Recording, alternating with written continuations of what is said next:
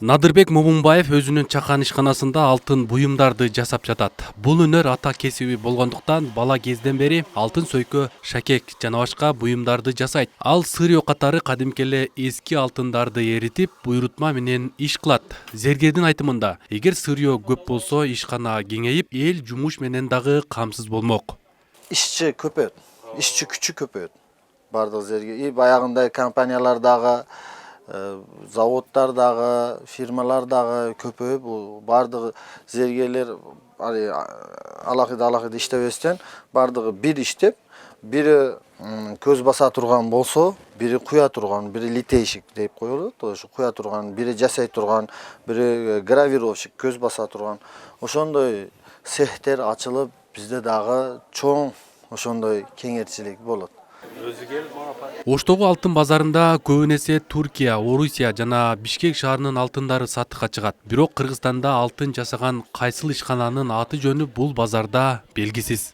Российский сатамыз. Үч эле алтындын түрү бар. Бизге шу жетadi. Шунысы бар. Кыргызстандан каерден чыгат? Ben onu bilmeyeyim ha.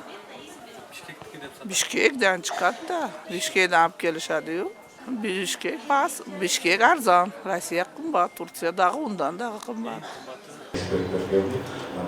Зергерлердин алтындын чийки сырьёсун өндүрүү көйгөйү Ошто Жогорку Кеңештин депутаттарынын катышуусунда каралды. Жогорку Кеңештин төрагасынын алдындагы жумушчу топ чийки алтынды өлкөдө кайра иштетүү боюнча мыйзам долбоорун иштеп жатат. Эл өкүлдөрү алтын өндүргөн ишканалар менен өлкөдө иштеп жаткан алтын кендер ортосунда чийки затты сатып алуу келишимин мыйзамдаштыруу керектигин билдирет.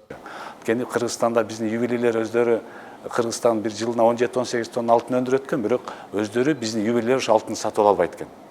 Кыргызстан ичинде алар сырттан кымбат баада сатып келет экен. Анан эгер биз ошонун үстүнөн иштеп атабыз, эгер 1 тонна алтын алып калса Кыргызстанда биздин ювелирлер 3000 адам жумуш менен камсыз болот экен. Ошонун негизинде азыр ювелирлерге жеңилдик берүү боюнча ошол мыйзам карап атабыз. Анан экинчиси ошо Кыргызстан ичинде өзүнүн ювелирлерге өзүдөн чыккан алтынды сатууга мүмкүнчүлүк берүү боюнча.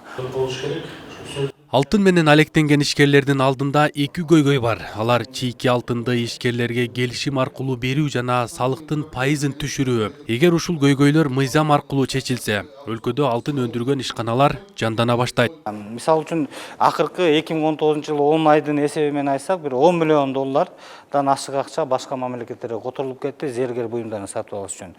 Бул где-то 700 миллион сом деп койсок болот да. Биз мындайча айтканда бордош башка мамлекеттердин экономикасын өндүрүшүн өнүктүрүүгө жардам берип атабыз. Ишкерлердин алтын өндүргөн ишканаларды мыйзамдаштыруу боюнча иштеп жаткан жумушчу топ мыйзам долбоорду 2020-жылы парламентке сунуштайт. Мыйзам кабыл алынып калса, өлкө аймагында 50-гө жакын алтын чыгарган ишканаларга жол ачылат. Арген Нуров, Азамат Кубатбек уулу, ТМЖ жаңылыктары.